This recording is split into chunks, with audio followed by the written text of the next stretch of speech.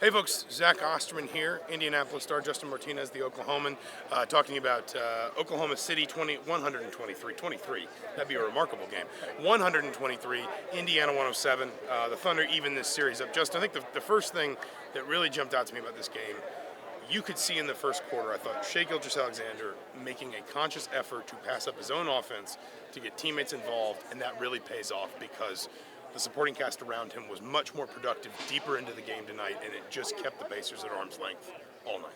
Yeah, and that was a big storyline entering this series. These are two teams that definitely have options off the bench, two very deep groups. It was going to be a matter of which guys actually were able to show up and sustain that, as you mentioned.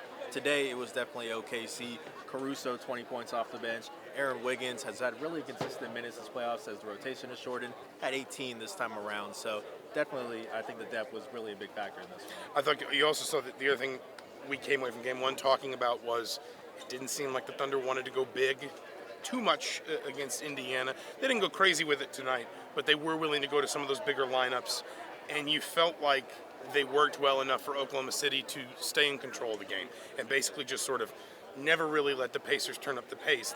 Forgive the pun, but those smaller lineups let Indiana play faster in the second half of game one.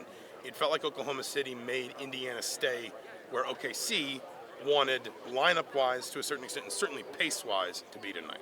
Yeah, and I mean, definitely when it comes to the first game of a series, it's a feeling out process. You know, you're experimenting with things. That was Casey Wallace's first playoff start in his career in game one.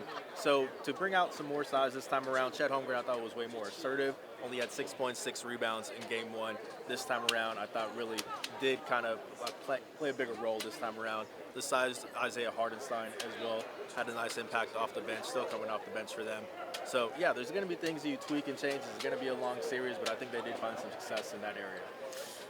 The other thing you have to talk about from an Indiana perspective is Tyrese Haliburton. He found some offense late, but I think he had a stretch of basically 2 full quarters without making a shot of any kind.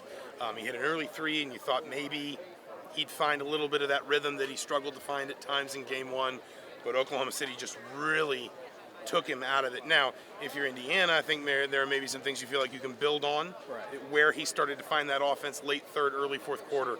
But Indiana obviously can't survive in this series without him going back up to that level that we saw against Cleveland, that we saw against New York. Yeah, and I mean, this is something that OKC does really well. You've seen it, different players, but Nikola Jokic, they were able to swarm him, wear him down. Anthony Edwards as well in the conference finals. Tyrese Haliburton, like I said, a different player, but still, the method is still the same in the sense that you are trying to bring a bunch of different bodies, get him uncomfortable, and obviously he is a very capable player of snapping out of that, but tonight you can see that it did have an impact on him. The last thing as this series shifts back to Indianapolis is you felt like, I think, you saw kind of the terms of this series set, how both of these teams win this series. The Pacers, again, forgive me for the pun, but with pace, with that sort of that veteran nous of knowing how to stay in a game long enough to build a comeback, obviously weaponizing the three-point line the way they did in game one. In game two, Oklahoma City, its defense, as you talk about, the contributors it can pull off of that bench, and then, of course, Shai Gilgeous-Alexander. It feels like we have kind of sort of set the path that each of these teams can take to winning this series, and now the one variable left is shifting it back to Indianapolis. Yeah, without a doubt, that's going to be big. Indianapolis is taking care of business at home, a more than capable team, and it's going to be not nearly as friendly of an environment for OKC in Indy, without a doubt. So it'll be interesting to see how that plays out for sure. Justin Martinez from the Oklahoman, Zach Oster from the Indianapolis Star. Thank you so much for watching here from Oklahoma City. We'll be in Indianapolis for Game 3 Wednesday night.